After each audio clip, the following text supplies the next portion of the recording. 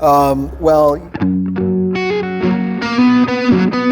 it's not really a riff, right?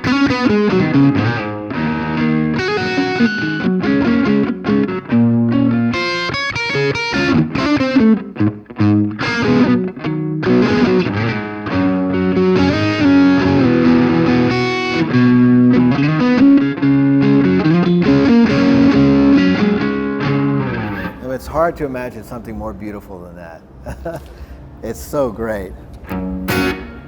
Played a little distorted, however, and with cold fingers in the garage here, but it's so melodic, and it's like some sort of futuristic R&B guitar style. It's so beautiful, and it never needs to be played the same way twice. You know, it's got some cornerstones to it that are important, but it's basically, you know, which is really amazing when you think about it.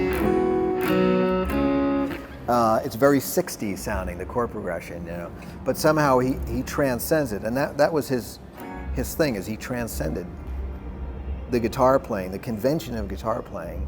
He always sounded like he never practiced a thing in his life, because he couldn't hear an exercise in anything he did. He didn't hear arpeggios or two-hand tapping, but everything he played was like something you couldn't copy. It's really, really amazing. I think, you know, imagine the wah-wah. I'm not going to move my mouth like every other guitar player. That whole performance is so amazing. It's wow. It's just so great when I think about it. But just the fact that he thought he could start a song like that. I don't know if he realized, like, coming over a car radio or a, you know, stereo system, you know, back in the late 60s, the impact that would have in somebody's living room, that suddenly there would be this wah-wah guitar like it was right in front of your face. It's just amazing. It's just great. I love that. All right, so the last one, so many to choose from.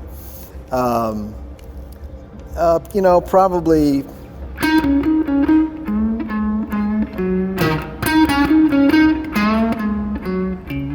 now, it's a funny thing, you know, you look at that period, there's Sunshine of Your Love, and there's, you know, and this, and they're very close. One of them is so laid back and groovy, and when it starts the song, it has the structure to it, but then bam, the song just opens up into this thing that's the Bible of all electric guitar playing. It's just like, if you want to deal with a Stratocaster, you have to see everything that he did in this one live performance one night, and that's what we're all working on. Sunshine of Your Love is a nice song, but that's it. It's just a blues riff, you know, nice, tidy little song, you know.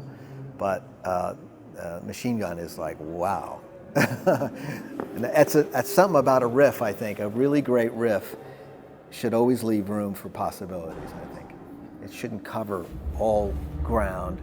And a lot of Hendrix's stuff, you know, he didn't cop the bass part. He wasn't playing all the accents the drummer was playing, you know.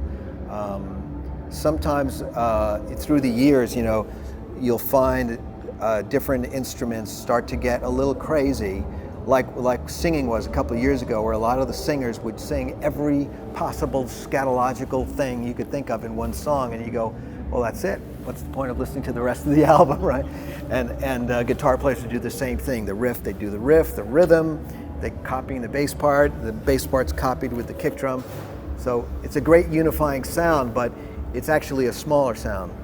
And I think it leaves no room for the imagination, you know, when it comes to the musical part. Of course, if it's a bed for lyrics, it's another thing.